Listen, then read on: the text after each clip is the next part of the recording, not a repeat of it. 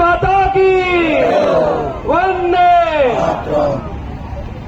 यहाँ सब विराजे बुजुर्गगण, क्रांतिकारी युवा साथियों, और 21 तारीख को तनोट माता के मंदिर से जयपुर तक 30 दिन की इस यात्रा में चल रहे सभी क्रांतिकारी साथियों को मैं नमस्कार करता हूं, वंदन करता हूं। आज यहां जो सभा हो रही है उसका मुख्य वजह यही है कि थोड़े दिनों पहले जब 30 दिन का धरना दिया था तो सरकार के नुमाइंदों ने, जनप्रतिनिधियों ने यह आश्वासन दिया था कि 3 महीने के अंदर हम ओरण दर्ज करेंगे। परसों मैं एक पत्रकार का इंटरव्यू सुन रहा था, यहाँ के जनप्रतिनिधि विधायकगण कहते हैं कि 3 महीने हुए नहीं है। 3 महीने हुए नहीं है, 3 साल बाकी है। 3 साल ये जनता प्रशासन का सड़कों पे रहना मुश्किल कर देंगे। मैं पेशे से वकील हूं, ओरण के बारे में काफी मोटी मोटी बात करी कि ओरण के लिए सभी ने संघर्ष किया।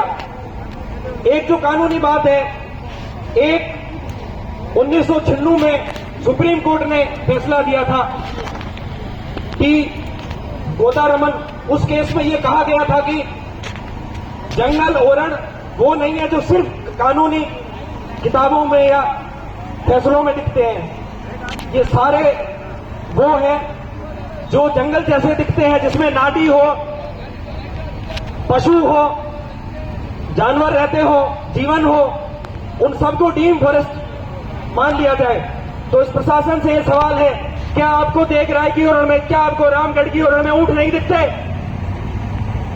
इस कंपनी माफिया के चक्कर में अडानी को, डालमिया को, टाटा को ये वो सौंपने जा रहे हैं जो हमारे पुरखों ने सर देकर बचाया था। आज जसरण का तापमान 5 डिग्री से बढ़ गया। कितना? 5 डिग्री तापमान बढ़ गया। अप्रैल मई के महीने में जीना दुश्वार हो जाता है। प्रशासन को कुछ नहीं दिखेगा। अभी पंचायती राज चुनाव है, जिस गौ माता के नाम पे यहां सियासत हो रही है, उस गौ माता को बचाने के लिए ओरण रहेंगे तब गौ माता रहेगी ना। प्रशासन कहता है कि ये ओरण वेस्ट लैंड है, मतलब इसका कोई काम नहीं, ये वेस्ट है। ये वेस्ट कैसे है?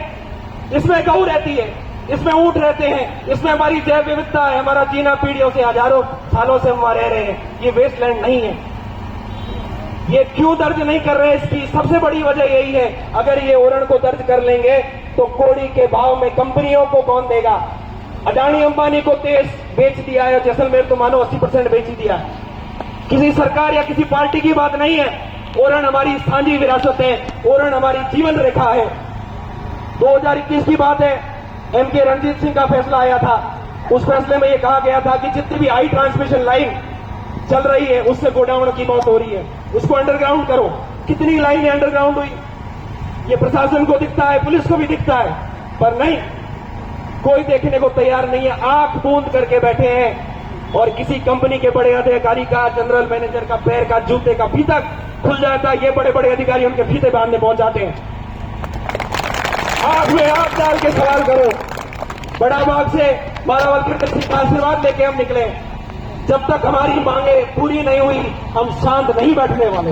ये झूठे झांसे, ये झूठी लॉलीपॉप बहुत दे दी।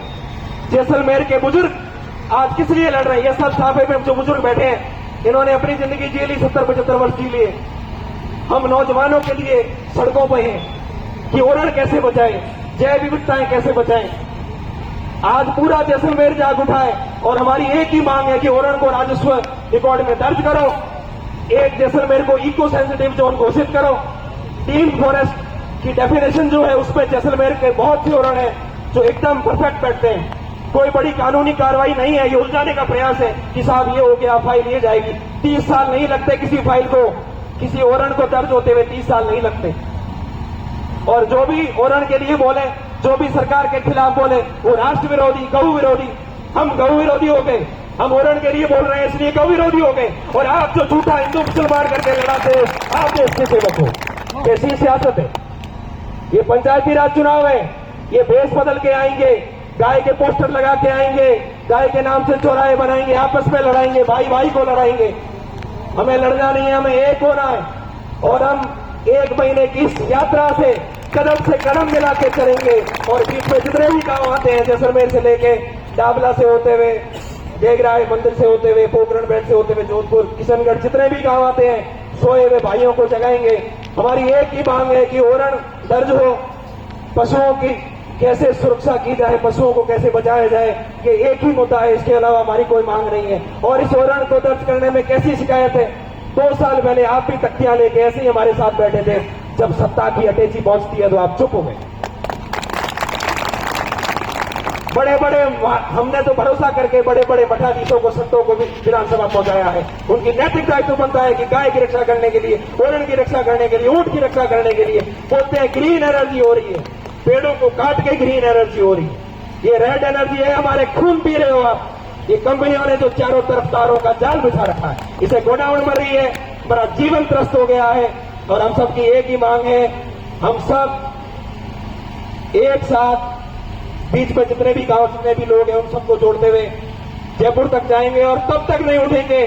खून की कतरा, एक एक कतरा बहा देंगे, पर अब ओरण जब तक ग्रांसो रिकॉर्ड में दर्ज नहीं होता हम नहीं उठेंगे। बोलिए भारत माता की, भद्रिय राय